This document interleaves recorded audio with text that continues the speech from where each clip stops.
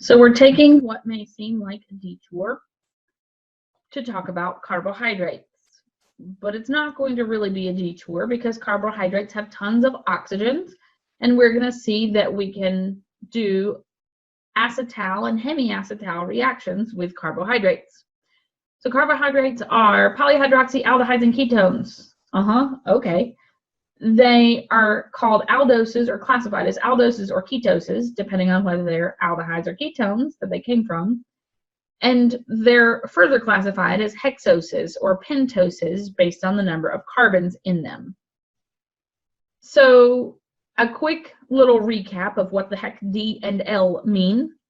This is glyceraldehyde, the two enantiomers of glyceraldehyde. Glyceraldehyde only has two enantiomers because there's one asymmetric carbon.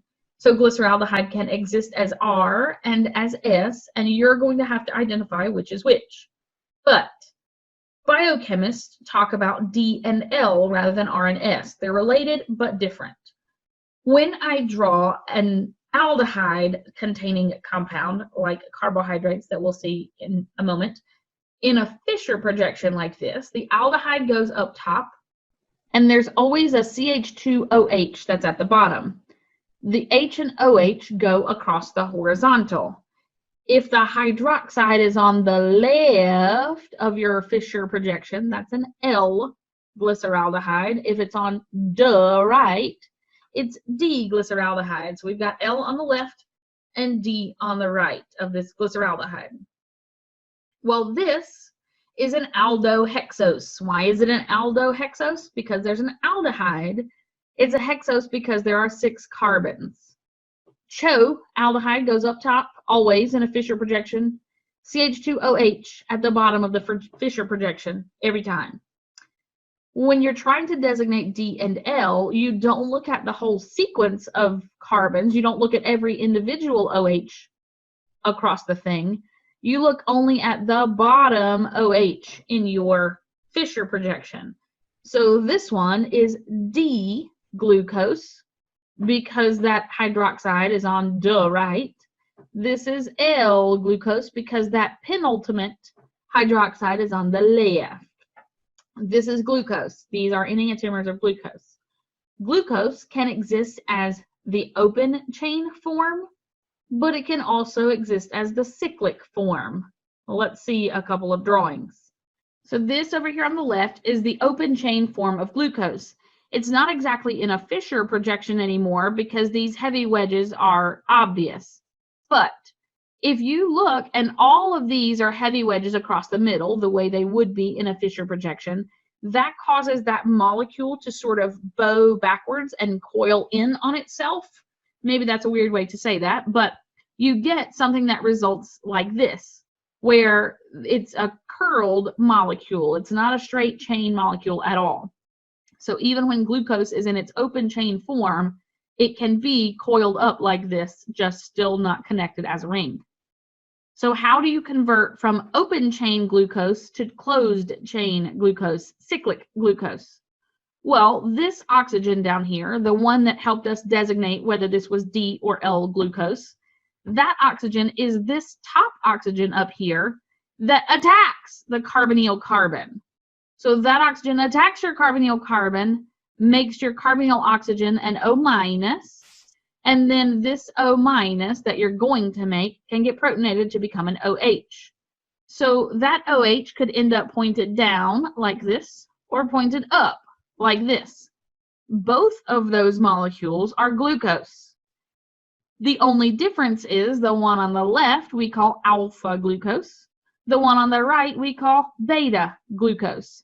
They're both D-glucose because of the yellow highlighted oxygen on the left being on the right of your Fischer projection.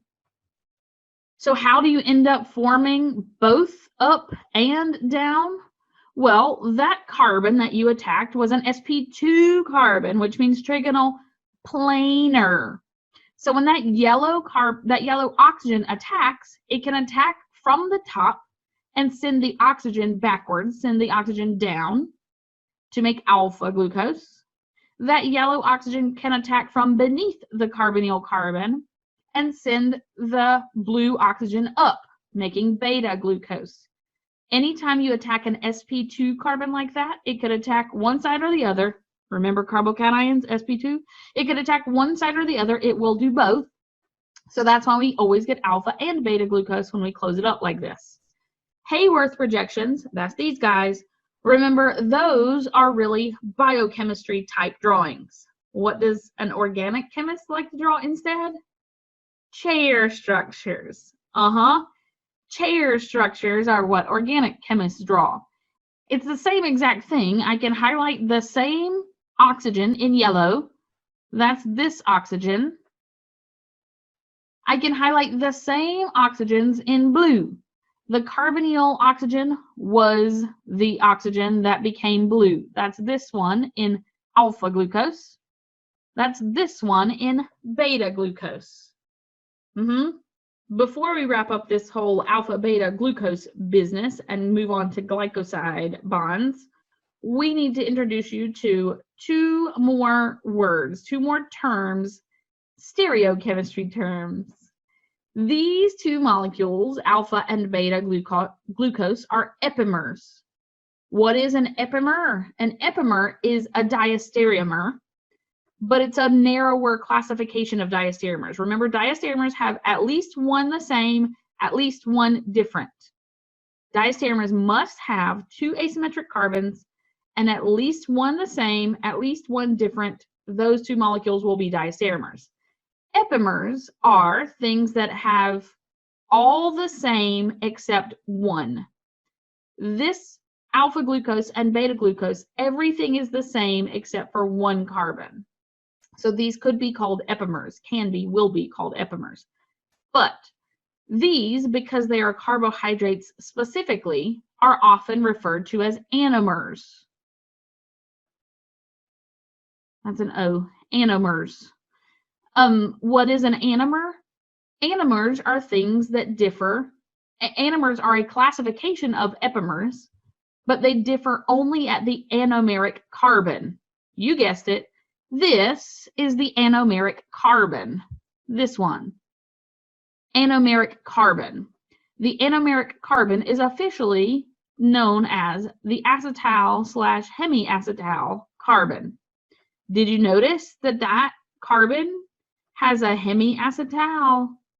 The hemi part is highlighted in blue.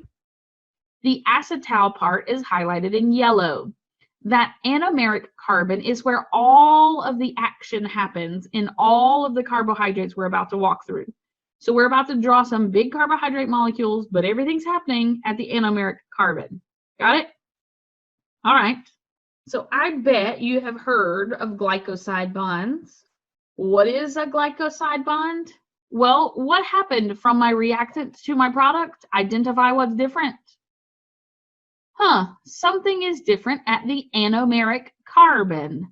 My anomeric carbon had an OH in the reactant, and it's an OR in the product. I changed my thing from a hemiacetal to an acetal. It changed from a half acetal to a full acetal. Let's draw the mechanism of how that happened. It looks fancy because we're drawing it in a chair structure. It looks fancy because it's a large molecule, a big molecule. But there's really nothing special or fancy about how this reaction works. It's a hemi becoming an acetal. So a hemi becoming an acetal, protonate the oxygen. Which oxygen? The oxygen on the anomeric carbon, because you want one of the oxygens on the anomeric carbon, the OH one, because you want that one to leave. So protonate that one to make it water connected.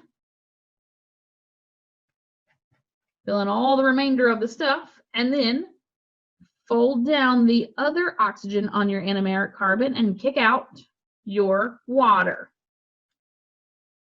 It's a little bit wrong to continue drawing it in a chair structure at this point because we have an sp2 carbon here. But I don't think you'll mind. Do you mind? I hope not. I'm going to keep it in this chair structure just so that I don't have to flip it out of a chair and then back into a chair in a moment. I keep it in this chair so that I can then attack the carbonyl carbon.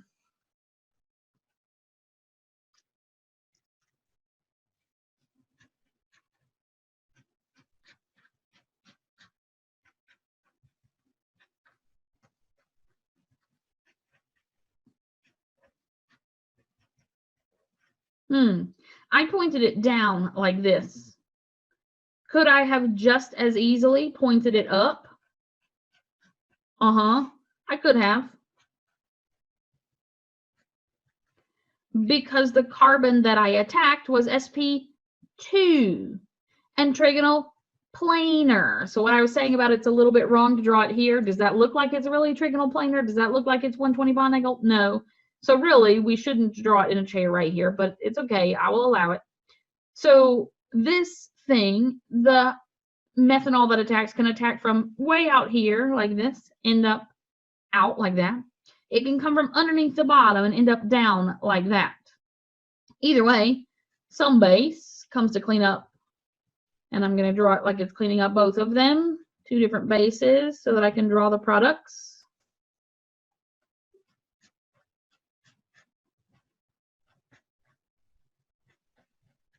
Didn't you miss chair structures? Hasn't it been too long? Just too long.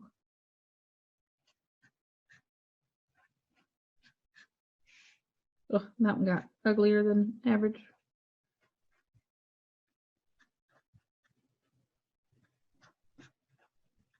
Ta-da! So this is called a glycoside because my anomeric carbon is now an acetal. That's what a glycoside bond is. So both of these products are formed, but would you have a guess at which one is most likely the major? This one. Why is this one most likely the major? It goes back to chair structures. And I should have said this when we were talking about glucose a few minutes ago.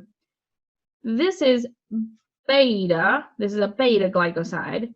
This is a alpha glycoside because this goes up in the anomeric position. This goes down in the anomeric position. Alpha goes down, beta goes up. So this is the most stable conformation you can ever get. Why? Everything is equatorial. Because everything is equatorial, the stuff gets as much space as possible. When it's axial, remember there's bad 1,3 diaxial interactions. That's no good. So beta is usually more stable. So we can make glycoside bonds like this with something like methanol, but it's also common / this is what all of our polysaccharides are made out of. When one sugar molecule, one carbohydrate, reacts with another carbohydrate, and the alcohol of another carbohydrate, let's say like this one even, the alcohol of another carbohydrate is what attacks instead of methanol attacking. So you connect one carbohydrate to another carbohydrate to another carbohydrate to another carbohydrate. It's glycoside bonds that are bringing those together every time.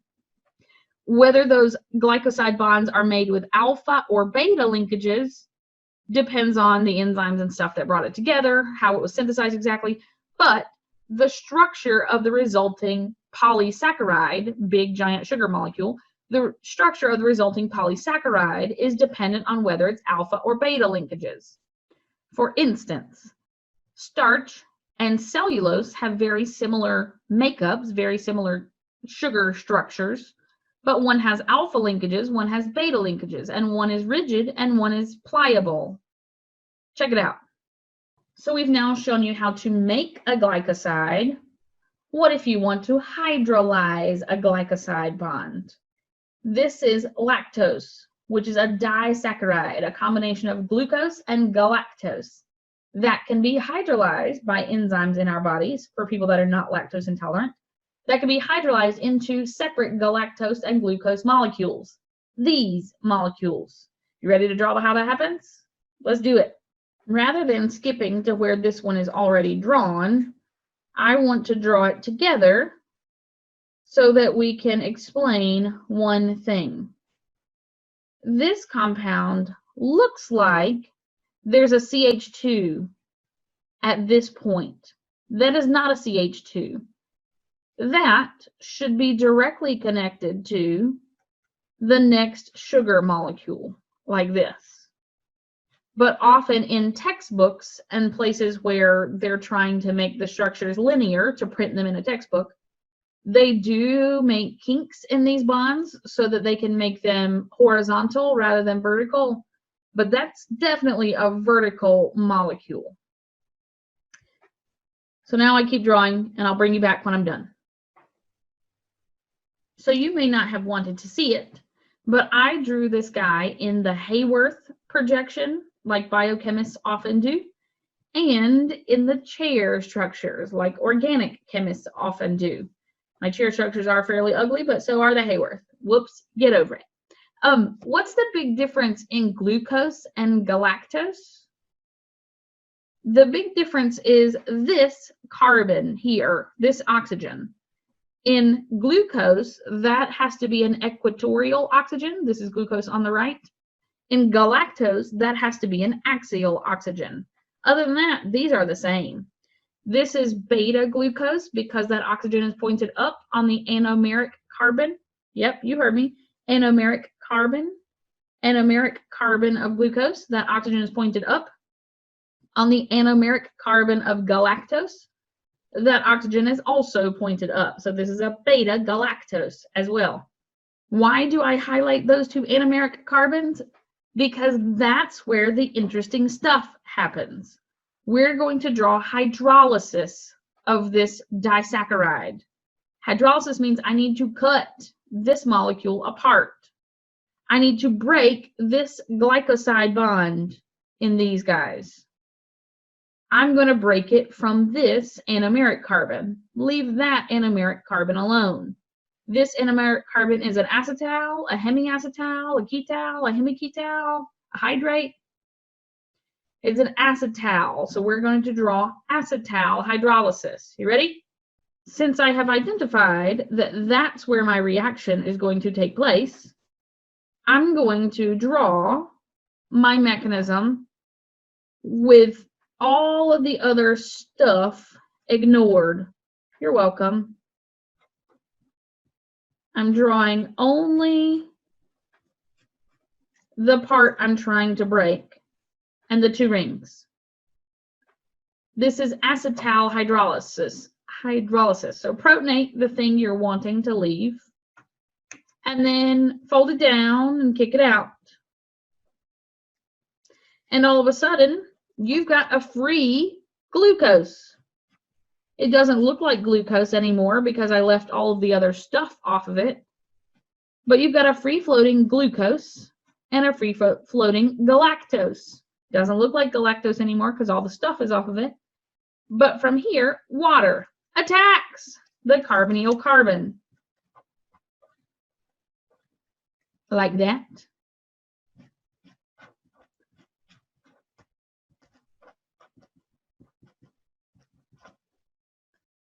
Some base cleans up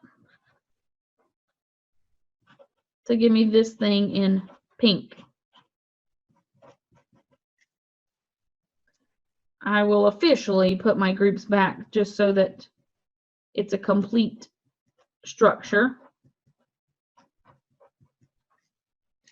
And my glucose is also free. I'm going to put it over here as well, and I'm going to put all of its bits and bobs back as well, just for clarity's sake. So this is glucose, that's black. This is galactose, that's pink. Did I make beta galactose or alpha galactose? The one I drew is alpha galactose because my O came in from the bottom and made the alpha galactose. Do you think that water will exclusively attack this way and make alpha galactose? No, it will also make beta galactose.